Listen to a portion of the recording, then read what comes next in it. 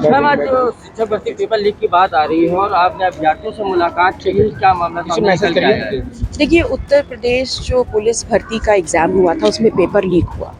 तो ये जो लीक जैसी समस्या है उत्तर प्रदेश में, ये महज़ इतनी छोटी-सी बात नहीं है।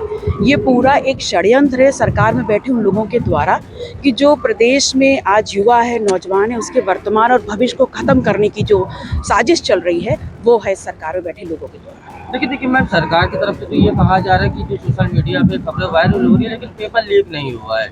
और आप जिस तरह से मुलाकात की है तो क्या अभ्यर्थी कह रहे हैं कि पेपर लीक हुआ है, क्योंकि इसकी पुष्टि सरकार की तरफ से नहीं की जा पिछले 7 साल के कार्यकाल में ये पहली घटना नहीं है और सरकार ने कब मांगा है प्रथम दृष्टया कि पेपर लीक हुआ है? जब बहुत प्रेशर पड़ा है, इसी प्रकार के आंदोलन हुए हैं, तब उन्होंने बोला है कि हम दूसरे दिन आपने पेपरों में पढ़ा होगा, हेडलाइंस होती है कि रासुका लग जाएगा और जो इस प्रकरण में शामिल थे पेपर लीक में उनके ऊपर सख्त कार्रवाई की जाएगी।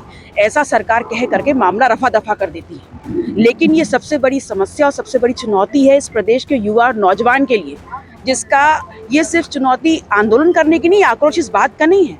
इन चुनौतियों के माध्यम से पेपर लीक जैसे जो चीज़ें होती हैं, उससे इस प्रदेश के युवा का भविष्य खत्म हो रहा है। वो अपने भविष्य को लेकर चिंतित है। तो ये सही रास्ते पे कौन लाएगा इसको? मैम, आज आपने मुलाकात अभ्यर्थियों से की, लेकिन अगला कदम आपका क्या होगा? देखिए, मैंने यहाँ पर जितने भी अभ्यर्थी थे, मैंने उनको आश्वासन दिया है कि मेरी हैसियत और मेरी ताकत इस प्रदेश के युवा और लोगों की वजह से है।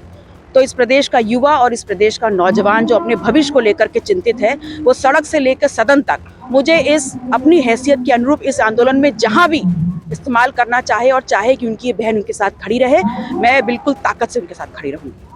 पुलिस भर्ती परीक्षा के अभ्यर्थी लगातार विरोध प्रदर्शन कर रहे हैं। हजारों की संख्या में आज वो इको गार्डन पहुंचे हैं, अभी भी उनका प्रदर्शन जारी है। वहीं विपक्षी पार्टियां सरकार का घेराव कर रही हैं। पल्लवी पटेल भी अभ्यर्थियों से मिलने पहुंची, जिन्होंने उनको आश्वासन दिया कि सड़क से लेकर के सदन तक वो उनकी आवाज़ उठाएंगी। वहीं अगर भर्ती बोर्ड की माने तो उसका दावा है कि ये निरर्थक जो है, ये आरोप है, निरर्थक हैं, इसका कोई मतलब नहीं है। कुछ अराजक तत्वों द्वारा सोशल मीडिया पर एडिट करके कुछ प्रश्न पत्र डाले गए हैं। लेकिन अगर 19 फरवरी की दर्ज एफआईआर की अगर बात की जाए, जो राजधानी लखनऊ के कृष्णानगर कोतवाली में दर्ज हुई, तो उसमें साफ जाहिर होता है कि जो प्रश्न पत्र द्वितीय पाली में होना था, उसके कुछ जो क्वेश्चन आंसर्स थे वो पहले ही लीक हो चुके थे। अब ऐसे में देखने वाली बात होगी कि आखिर सरकार इस पर क्या फैसला लेती है। योगेश मिश्रा, उत्तर प्रदेश टाइम्स, लखनऊ।